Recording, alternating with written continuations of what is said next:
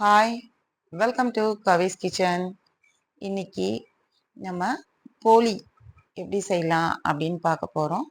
இது குழந்தைங்கள்லேருந்து பெரியவங்க வரைக்கும் எல்லாருக்கும் பிடிச்ச ஒரு ஸ்வீட்டு. இதுக்கு நான் ஒரு 1/2 கிலோ மைதா எடுத்திருக்கேன்.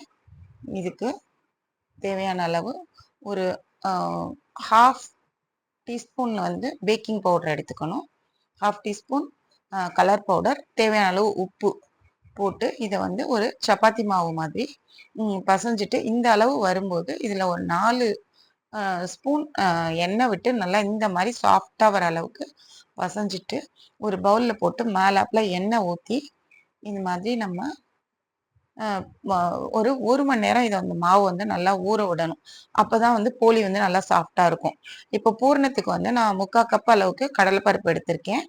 இந்த கடலைப்பருப்பு நெத்தா இந்த அளவுக்கு இருக்கிற மாதிரி வேக வச்சு எடுத்துக்கணும். ரொம்ப குழையக்கூடாது, வேக வச்சு எடுத்துக்கணும். ஒரு கடாயில் அந்த நம்ம கடலைப்பருப்பு எடுத்தையில நல்லா முழு அளவுக்கு வெல்லம் எடுத்திருக்கேன். இதில் ஒரு 3 ஏலக்காய், அதே அளவு முழு கப் அளவுக்கு தேங்காய், நல்லா நெத்து தேங்காவாக எடுத்துக்கணும்.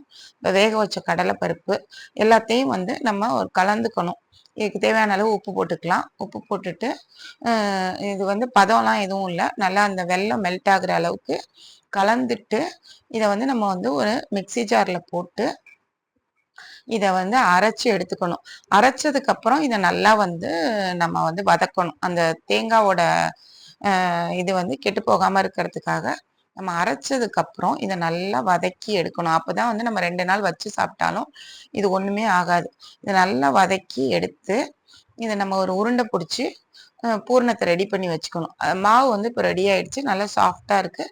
இந்த அளவுக்கு நம்ம சின்ன சின்ன பாலாக இந்த மாவையும் உருட்டி வச்சுக்கணும், பூரணத்தையும் உருட்டி வச்சுட்டு ஒரு அலுமினியம் ஃபாயில் பேப்பரில் இந்த மாதிரி நல்லா சுற்றி மெலிசாக நடுவில் கொஞ்சம் திக்காக விட்டுட்டு இந்த மாதிரி நம்ம ரோல் பண்ணி இதை உள்ள பூரணத்தை வச்சு ரோல் பண்ணி எடுத்து இந்த மாதிரி உருட்டிட்டு நம்ம அந்த நல்லா மடித்த பக்கத்தை அடிப்பக்கமாக வச்சு நல்லா மெலிசாக தட்டினோன்னா நல்லா மெலிசாக வரும்.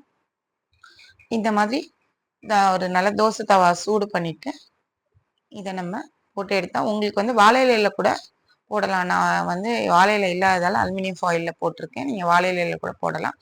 போட்டு இந்த மாதிரி எடுத்து 2 பக்கம் திருப்பி போட்டு எடுத்து வச்சோன்னா நல்லா சாஃப்டான போளி ரெடி ஆகிடும். கொஞ்சம் சூடாக இருக்கும்போதே இல்லை லைட்டாக உள்ள நெய் தடவி இது மாதிரி நம்ம மடித்து வச்சோம் அப்படின்னா 3 நாள் ஆனாலும் அந்த போளி அப்படியே இருக்கும். டேஸ்ட் நல்லாயிருக்கும். நீங்கள் சாப்பிட்டு பார்த்துட்டு எப்படி இருக்குன்னு சொல்லுங்கள்.